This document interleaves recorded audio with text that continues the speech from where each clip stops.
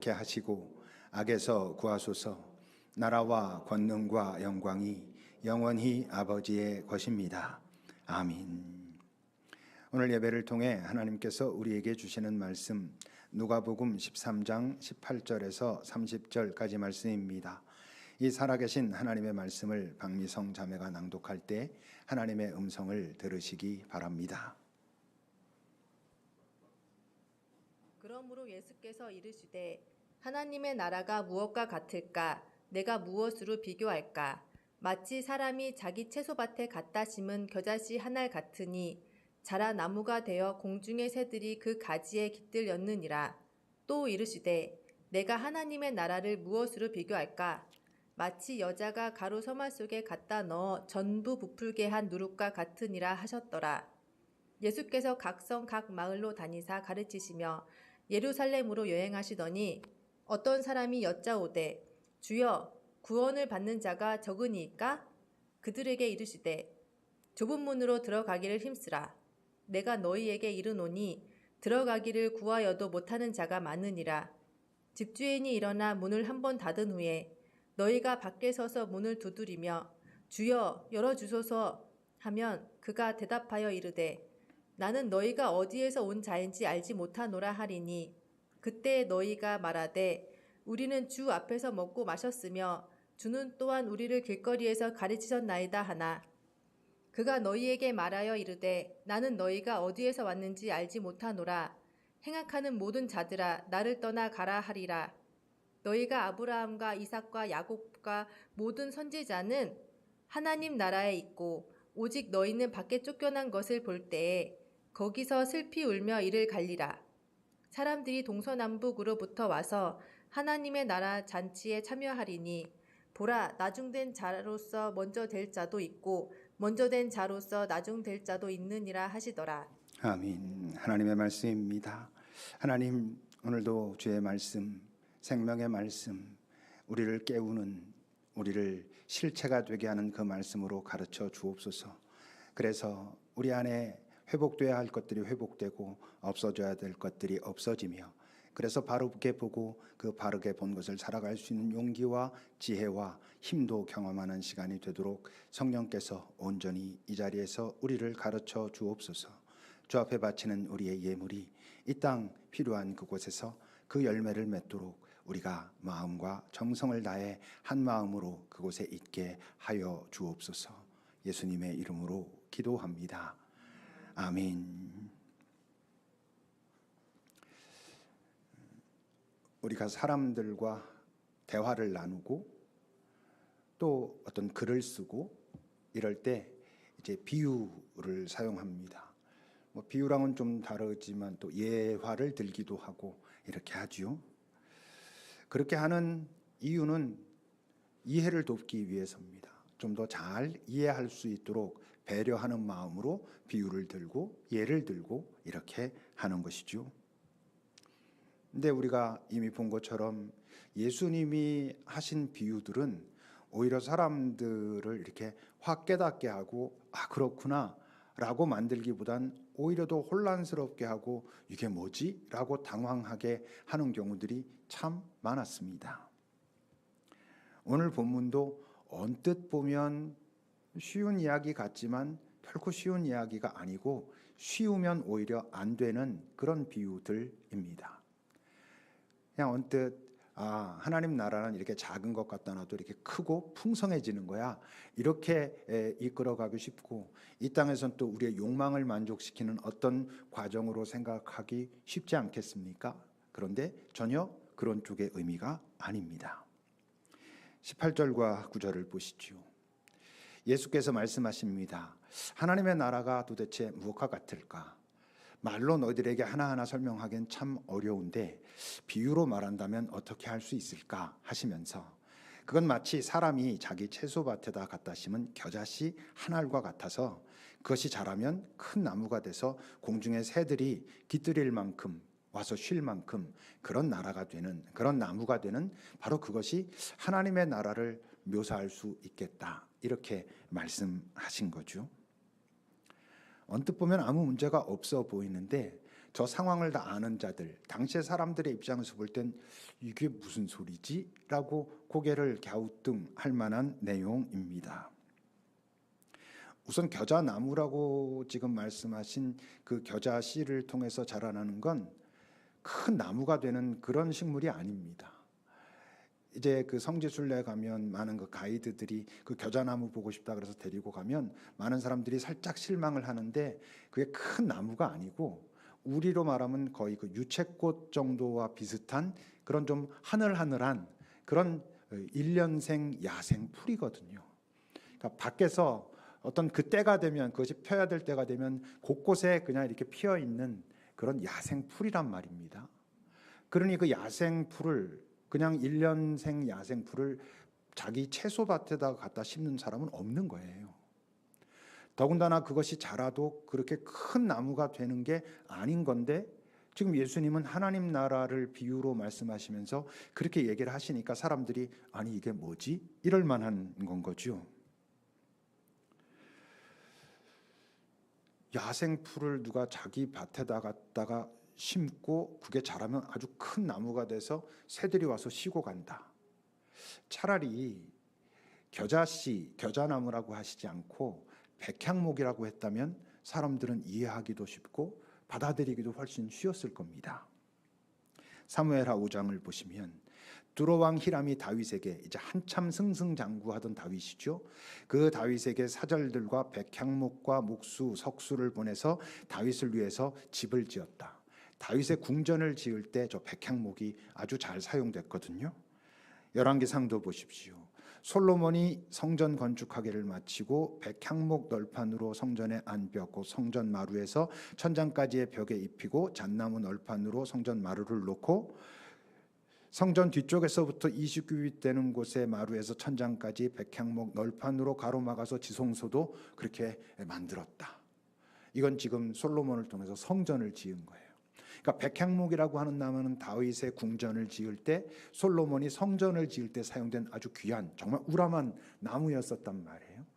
그러니까 만약 예수님께서 하나님 나라를 비유로 말씀하시면서 굳이 나무를 통해서 하시려면 그 일년생 겨자 풀보다는 백향목을 가지고 말씀하셨으면 참 좋았을 것 같은데 겨자 풀을 가지고 말씀을 하시니 그 당시의 사람들은 뭐야 하나님의 나라가, 이렇게 생각할 만한 그런 비유였단 말이죠.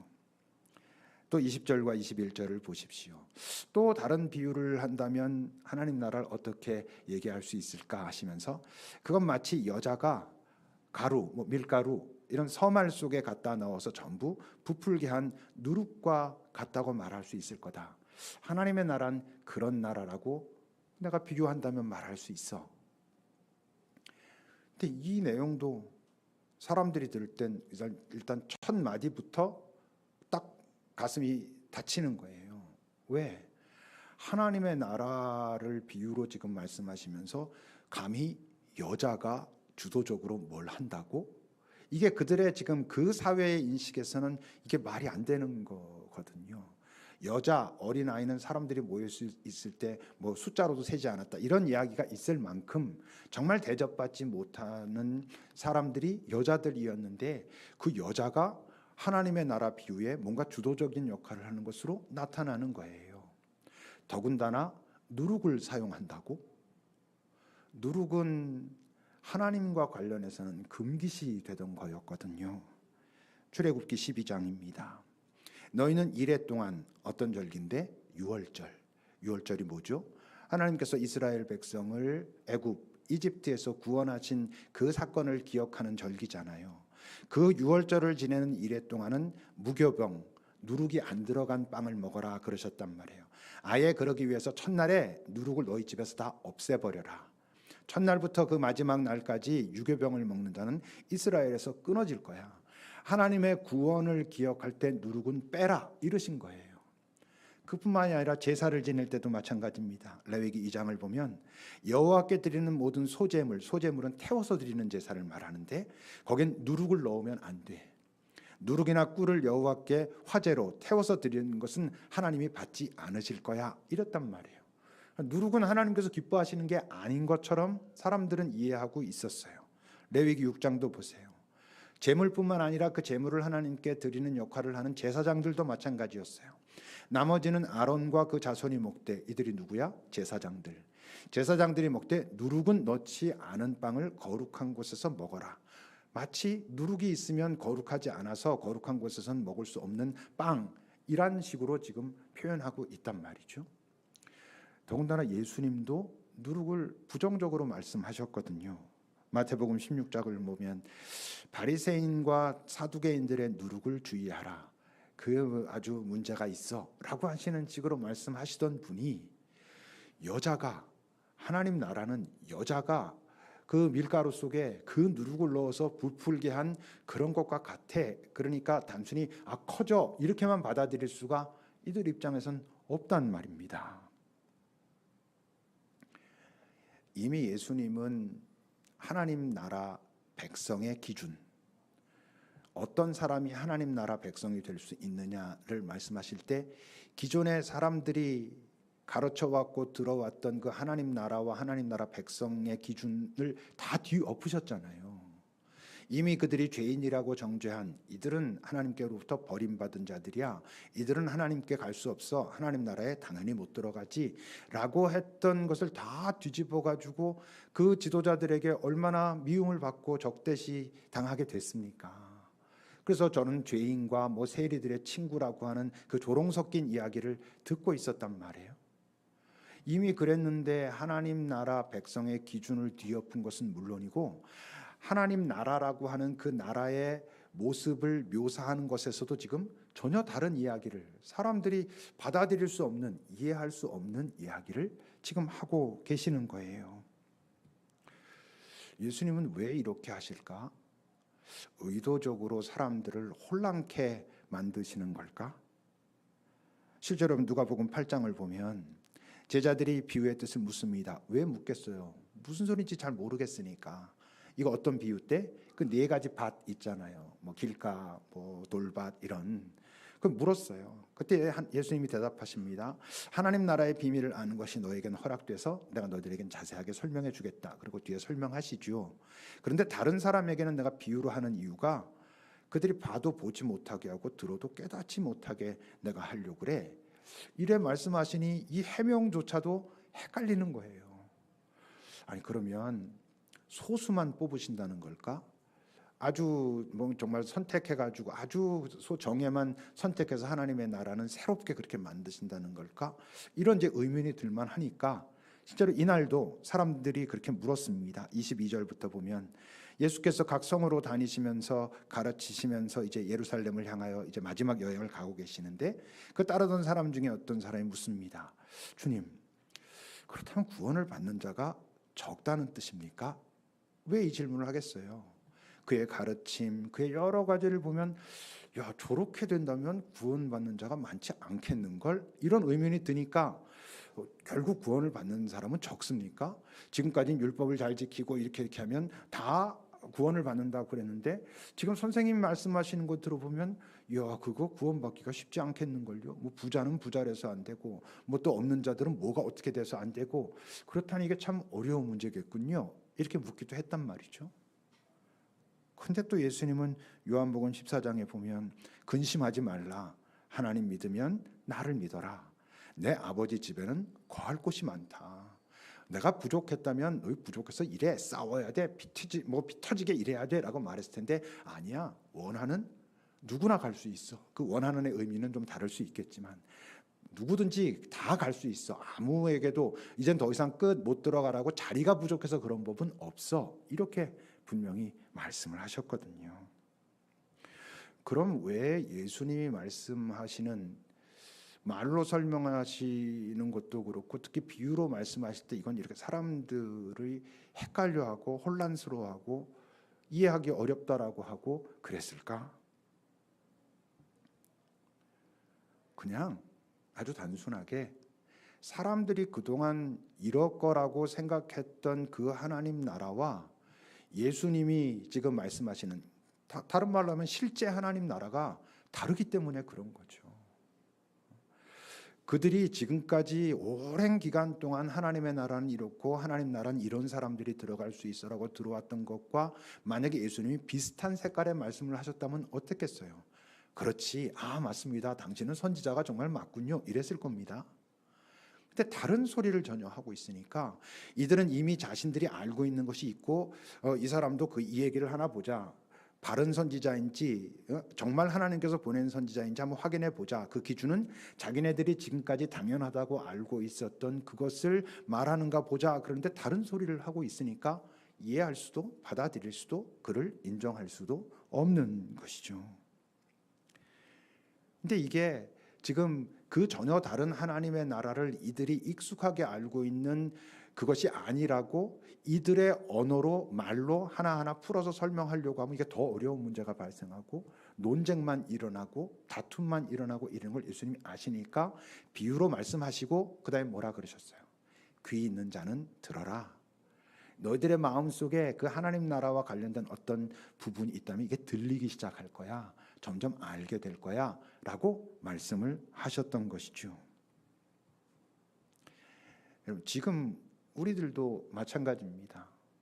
만약 여기는 우리들이 예수를 믿는 게 진짜라면, 예수님을 좀 알고 예수님께로 가까이 가고 있다면 여러 가지 변화가 일어날 텐데, 그 중에서도 틀림없이 일어나야 할 변화가 뭐가 있냐 하면 우리가 그동안 사용해왔던 말, 단어의 정의, 그 정의가 의미가 달라지게 될 겁니다. 내가 예수를 믿기 전이랑 지금이랑 내 삶이라고 말할 때 그 삶의 의미 또는 잘 산다는 것의 정의 이게 똑같아. 그럼 이상한 거죠. 내가 예수를 믿기 전이랑 예수를 알고 난 다음에 점점 알아가면서도 죽음이라고 하는 단어의 정의가 똑같아 라고 하면 이상한 거죠. 예수를 내가 알기 전에 죽음이라고 하는 단어는 끝을 의미했는데 예수님을 알고 나니 새로운 시작이라는 것을 내가 이제 깨닫기 시작했어. 이렇게 달라져야 되는 것이죠. 예수를 알기 전과 지금 알고 난 다음에도 행복이라는 단어가, 성공이라는 단어가 똑같으면 이상한 것이죠. 예수를 안다고 말하면서도 우리라고 하는 단어가 예수를 알기 전에 그 우리의 범위 또는 우리의 의미와 똑같다면 그건 예수를 알고 있는 것이 아니고 예수를 믿고 그리고 그 안에 들어가 있는 것도 아닌 것이잖아요. 그러니까 내가 지금 예수를 믿고 따르고 있는가를 알아보려면 내가 이전에 예수를 알기 전에 사용했던 그 말들, 단어의 의미가 분명히 조금씩 달라지고 있는가를 확인해 보면, 그러면 내가 예수님을 좀 알고 그래서 그 나라가 내 안에 조금씩 만들어지기 시작했구나라는 걸 알 수 있는 것이죠. 자, 그렇다면 이 앞뒤가 안 맞는, 누가 볼 땐 이 세상에서 그동안 익숙하게 알고 있었던, 당연하다고 생각하고 있었던 그들이 들을 때는 앞뒤가 안 맞는 이 하나님 나라에 대한 비유를 통해서 하나님이 보여주고 싶어 하신, 예수가 보여주고 싶어 하신 하나님의 나라는 과연 뭘까? 그 겨자씨 비유를 통해서는 도대체 무엇을 말씀하시려고 하는 걸까? 그런 것 아니겠어요? 그냥 들판에만 나가면 쉽게 볼 수 있는 그 수많은 겨자씨들이 심겨진 겨자풀들이 있지만 누군가 그 겨자씨 하나를 자기의 밭에 심으면 그것은 잘 자란 나무가 되고 그 크기가 어떠하든지 새들이, 누군가 다른 이들이 와서 쉬어갈 수 있는 그런 넉넉함이 생기게 돼. 이런 뜻이겠죠. 겨자씨 하나는 누구겠어요? 우리 한 명 한 명들이죠. 이 세상에부터 난 가진 것도 없고 뭐 남들보다 잘하는 것도 없고 여럿 중에 하나고 그냥 내 인생 이런 거지라고 생각하는 그 누구도, 그 누군가는 누구겠어요? 예수 자신이겠죠. 예수님이 자기의 밭에 그 씨앗을 심으면, 다른 말로 하면 그 씨가 예수 밭에 심기어지면 좋은, 건강한, 아름다운, 풍성한, 이 세상에서 볼 땐 저 풀인데 라고 말할지라도 소중한, 아름다운 그런 나무로 자라가서 누군가의 쉼을 주는, 위로를 주는 그런 것이 하나님의 나라의 모습이야. 하나님 나라는 단어가 여러 가지 바뀐다 그랬는데 그 나라에선 이기적이란 단어와 이타적이란 단어의 의미가 같아. 내가 누군가를 위해서 하는 그것이 나를 위해서 하는 것이고 남의 기쁨이 나의 기쁨이고 그래서 우린 남이 울 때 함께 울어줄 수 있어.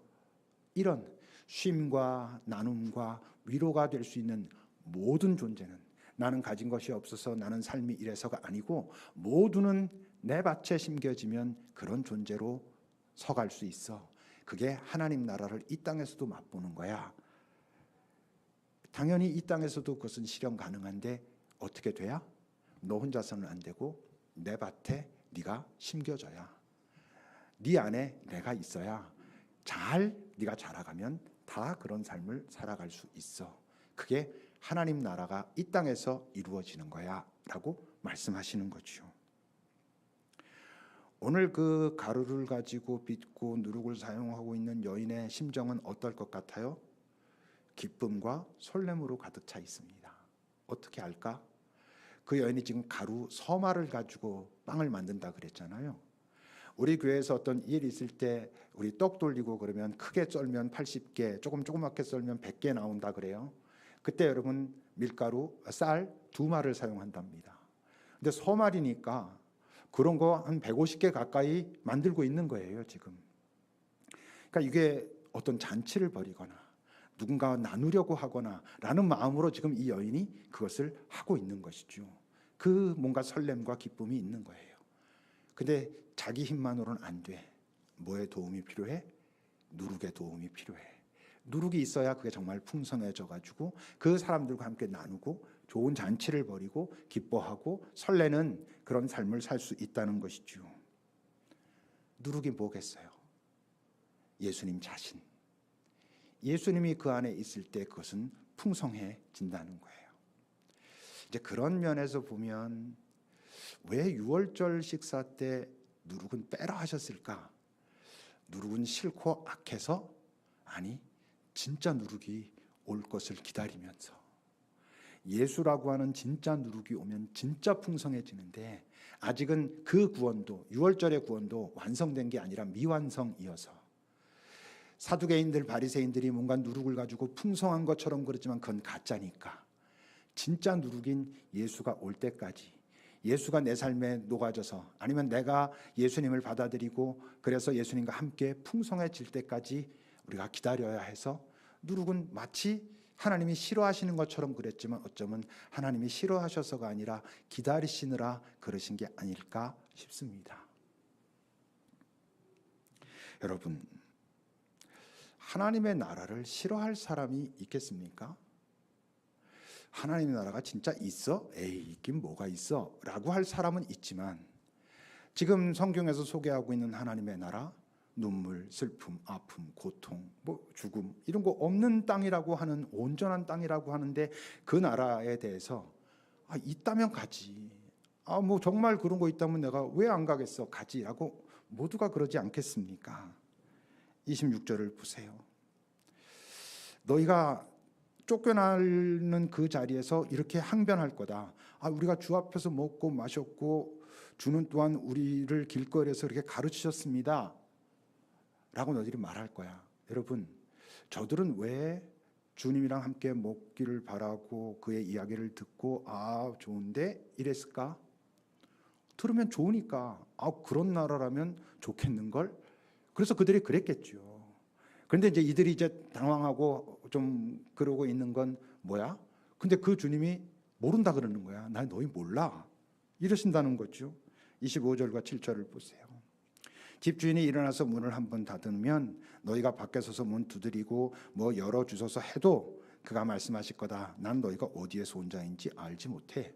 아니 우리가 이랬다고요 라고 항변해도 그가 다시 말할 거야. 나는 너희가 어디서 왔는지 알지 못하고 이 행악하는 모든 자들아 너희들은 나를 떠나라 라고 하는 이야기를 듣고 너희들은 쫓겨날 거야. 이렇게 말씀하고 계시거든요. 그렇다면 이건 무슨 의미일까요?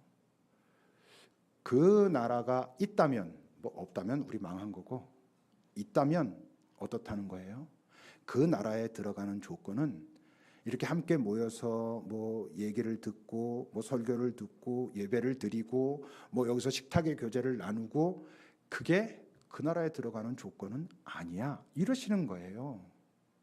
그것으로 들어가는 게 아니고 그 앞에 지금 겨자씨 비유 그리고 누룩 비유를 했다면 그냥 들은 것으로 귀로 입으로 그 하나님의 나라는 가는 게 아니라 너희들의 삶이 겨자씨 같아야. 너 한 존재를 우습게 여기지 않고 내가 내 혼자서는 이렇지만 그분 밭에 심겨지면 내 삶은 충분히 사람들과 함께 웃고 울으면서 평화롭게 살아갈 수 있는 풍성한 삶이 될 거야를 믿고 시도하고 그 삶을 맛봤다면, 네가 나라고 하는 진짜 누룩과 만나서 풍성하게 사람들과 나눔의 기쁨, 그 잔치의 기쁨과 설렘을 이 땅에서도 맛봤다면, 이 땅에서 맛보지 않으면 그 나라는 갈 수가 없어. 듣고 말하는 것만으로 가는 나라가 아니야. 이렇게 말씀하시는 거거든요. 그러면서 뭐라 하십니까? 24절입니다. 그러기 위해선 좁은 문으로 들어가기를 힘써라. 들어가기를 구해도 못하는 자가 많을 거야. 이렇게 말씀하셨어요.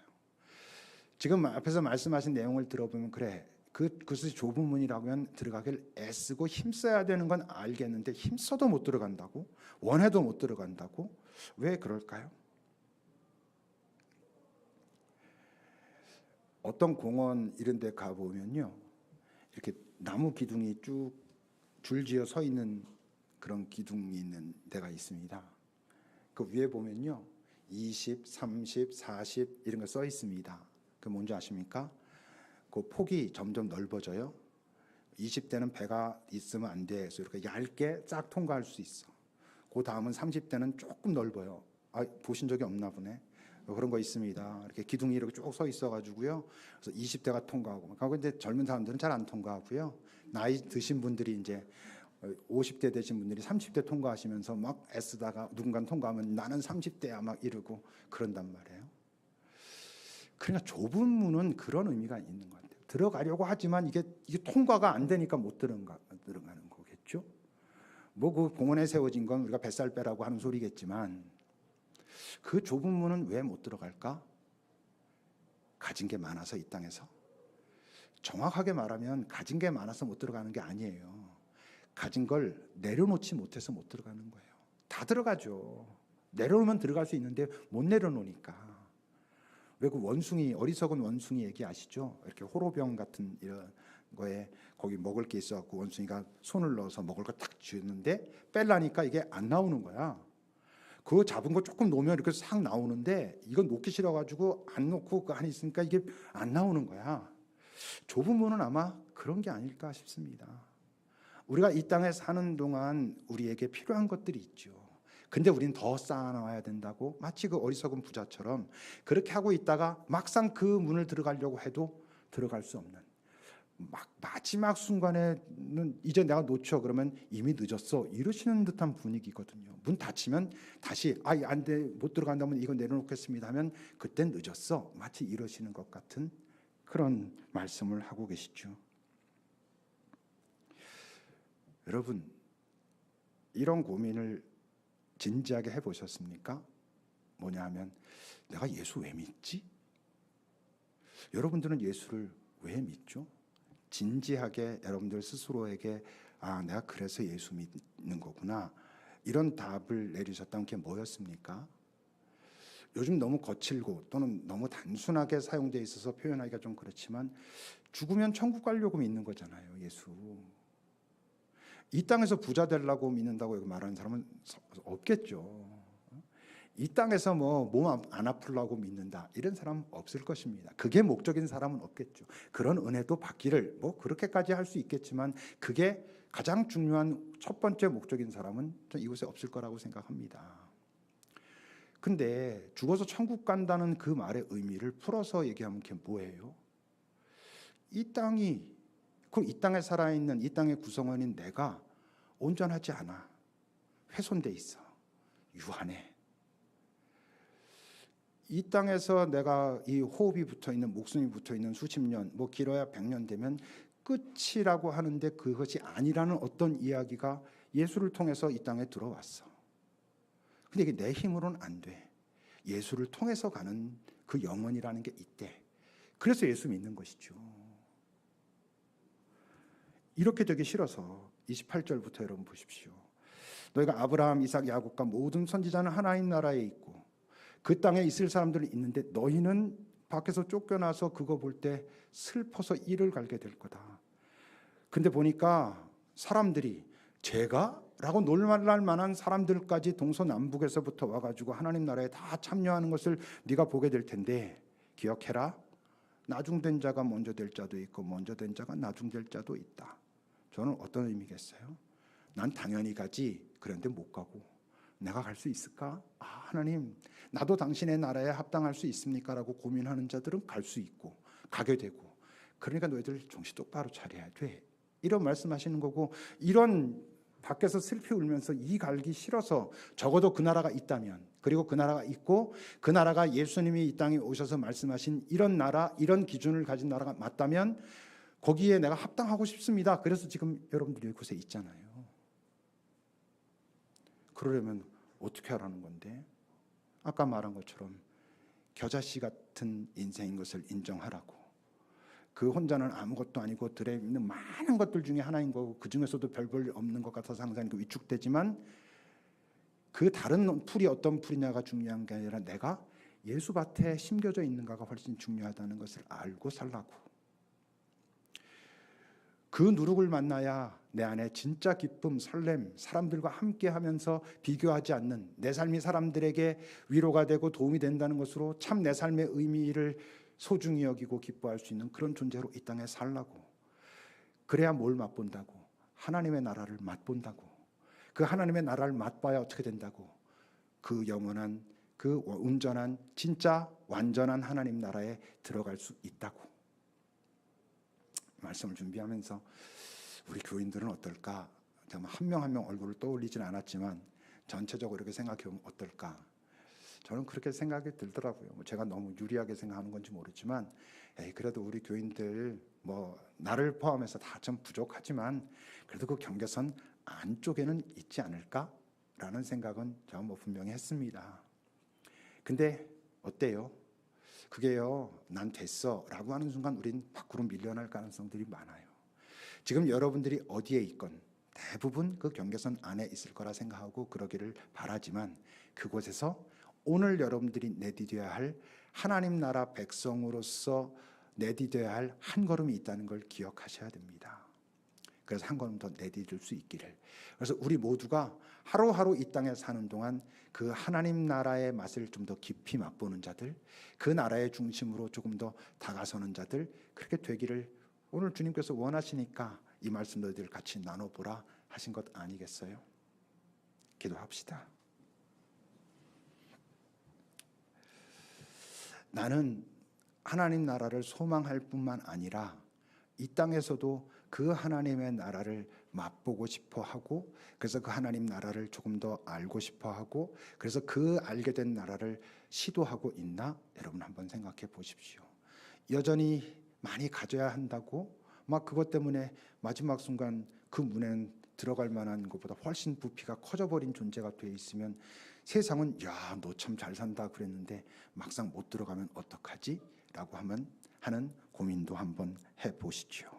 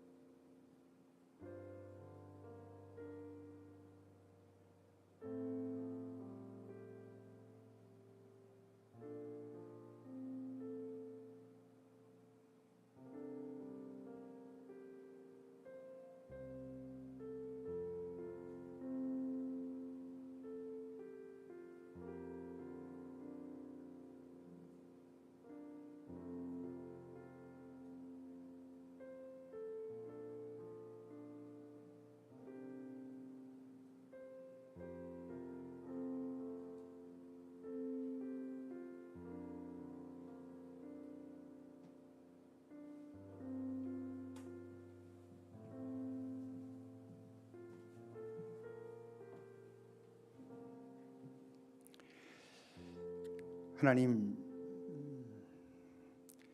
정말 지나고 나면 너무 금방 지나갔다라고 다 인정할 수밖에 없는, 이미 경험하고 있는 이 세상, 지나고 나서 내가 참 잘 살았다라고 말할 때 그때 큰 집에서 살았고, 그때 맛있는 거 먹었고, 비싼 옷 입었고, 남들보다 더 높은 자리에 있었다는 것이 잘 살았다라고 말하기는 쉽지 않을 거라는 걸 조금만 생각해봐도 알 수 있는 우리들, 정말 내 삶이 누군가를 살렸구나, 그가 힘을 얻었구나, 그가 나와 함께 울어줬구나, 이 땅에서 정말 사랑이 무엇인가 우리가 맛보며 살았구나 하는 사람들이 결국 잘 살았다라고 말하게 될 거라는 걸 아는 우리들, 그리고는 결국 그들이 진짜 그 영원한 나라에 잘 들어가서 진짜 영원을 누리게 될 거라는 것을 믿는 우리들인 것을 잊지 않고